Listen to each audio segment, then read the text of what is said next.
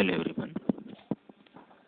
So today we'll discuss about key management. So first we'll see the key management fundamentals. So what do you mean by key management? Key management is the secure administration of cryptographic keys. Cryptographic keys are special pieces of data. So key management thus involves most of the diverse processes associated with information security, and these are includes technical controls, process controls, environmental controls, and human factors. First we'll see about technical controls. These can be used in various aspects of key management. For example, special hardware devices may be required for storage the cryptographic keys, and the special cryptographic protocols are necessary in order to establish the keys. Second one, the process controls, which having the policies, practice, and the procedures play a crucial role in a key management. For example, business continuity processes may be required in the order to cope with the potential loss of important cryptographic keys. So next is environmental controls. So here the key management must be uh, tailored to the environment in which it will be practiced.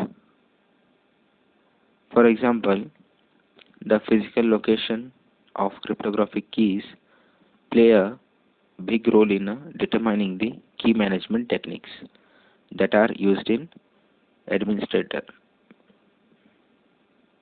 Human factors. So the key management often involves people doing the things. Many key management systems rely on the manual processes. So these are some of the um, key management systems which includes these controls like technical controls, process control, environmental control, and human factors. So next we'll see the key life cycle. The main phases of the key life cycle are depending on the following figures, that is key generation, key establishment, key storage, key backup, key usage, key change.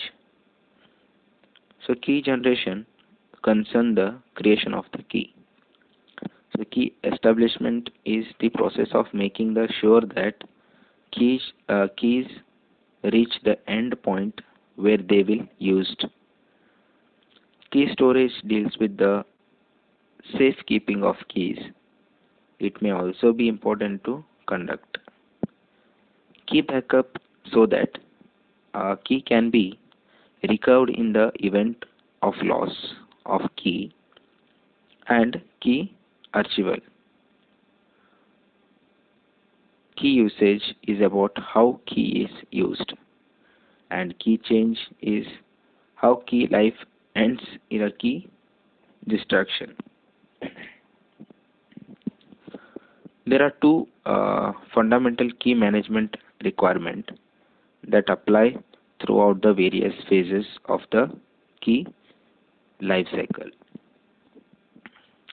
Now we'll see the secrecy of keys.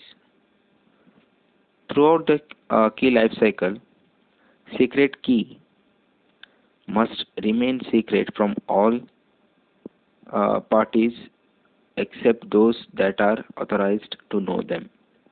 Example, if a weak key generation mechanism is used, then it might be possible to determine the information about the secret key more easily than the intended.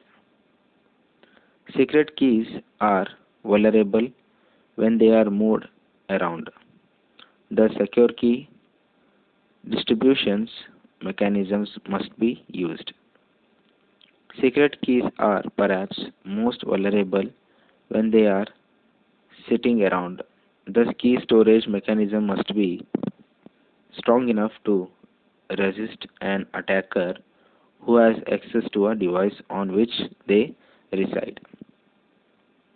If secret keys are not destroyed properly, then they can potentially be recovered after the supposed time of a destruction.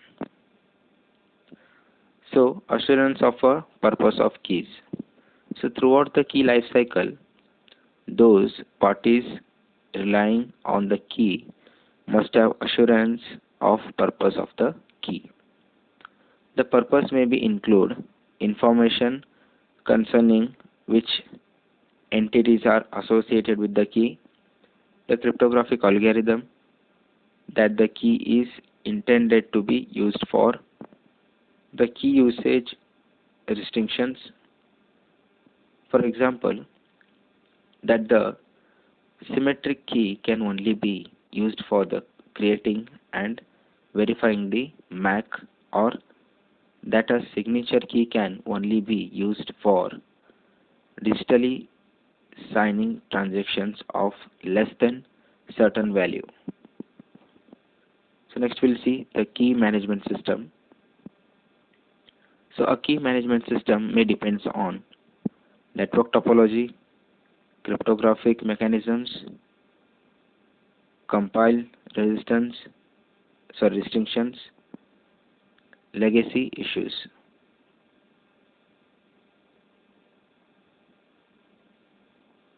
So first one, see about network topology.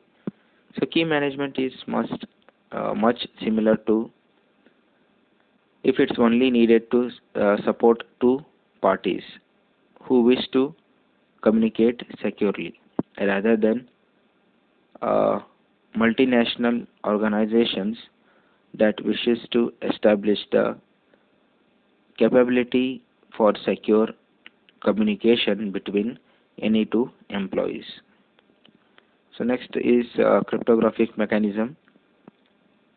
Some of the key management system requirements of the symmetric and the public key cryptographic differ.